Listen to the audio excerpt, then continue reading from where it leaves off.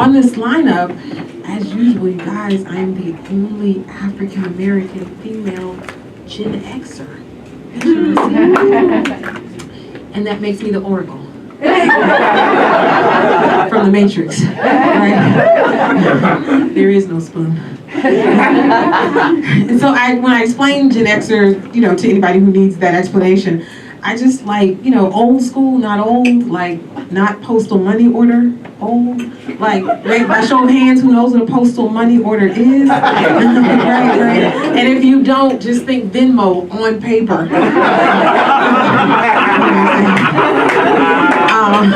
But I love the modern times, and speaking of Venmo, does anybody else look at other people's transactions and the likes? And me too.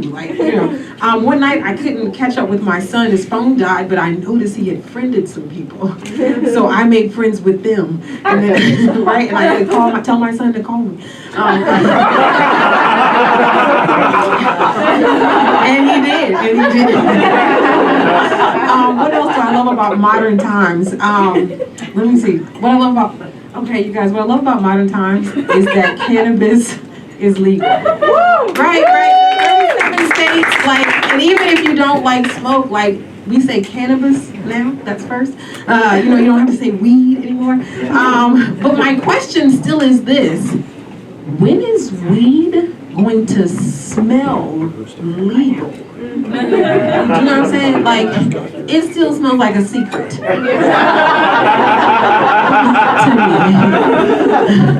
When I smell it, I'm like, what's going on in there? What they doing? And I visited my first dispensary. I was driving Lyft at one point, you guys, and I know everybody in here has either ridden Lyft or Uber, and you talk to your driver about, I talk to my passengers, sorry, and I expect that they're listening to me. So a passenger and I agreed that it may be time for me to visit a dispensary. Anxiety was kind of having its way. So I go in, and all of these places look like the Apple Store and Whole Foods had a baby, right? And the taxes. So I'm explaining to the barista, they're all baristas to me. I'm explaining, hey, think I got a little anxiety issue, dishes not getting washed, taxes are never getting done, except to get the stimulus, and clutter is not getting picked up.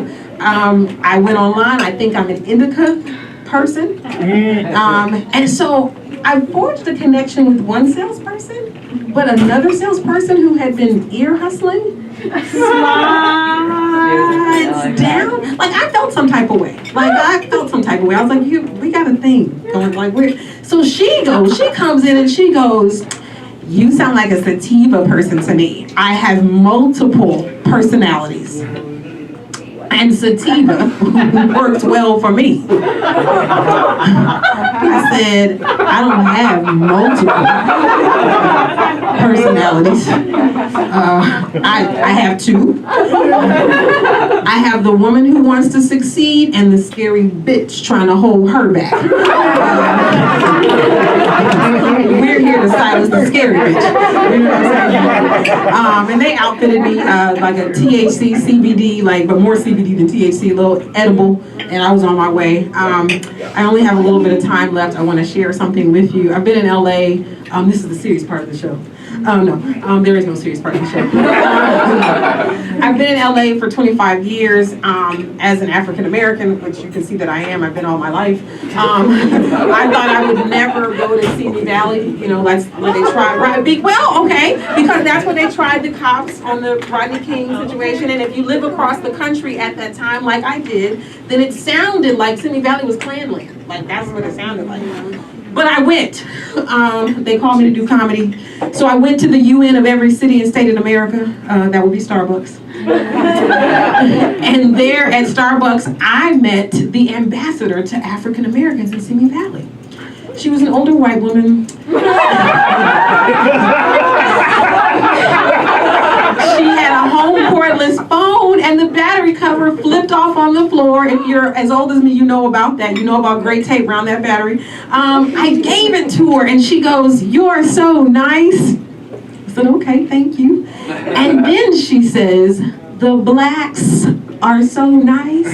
I said, "Let me see where this is going."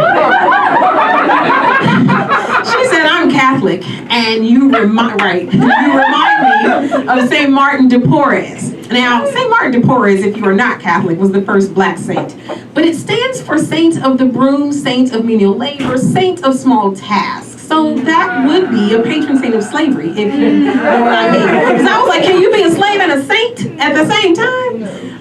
But listen, my time is up, so I just want to tell you about the saints I made and get on out of here. So since the Catholic Church made saints, Danna Kiel, I made saints. Saint Harriet Tubman, the patron saint of freedom. Saint Emmett Till and Saint Trayvon Martin, patron saints of no justice in America. Breonna Taylor, Saint Breonna Taylor, and I told this joke before, patron saint of hashtag DOJ, charge the cops. And they did. They heard my bit. Last but not least, Saint Ahmaud Arbery and Saint George Floyd, patron saints of finally some justice in America. But it's only the beginning. I'm Danna Kiel.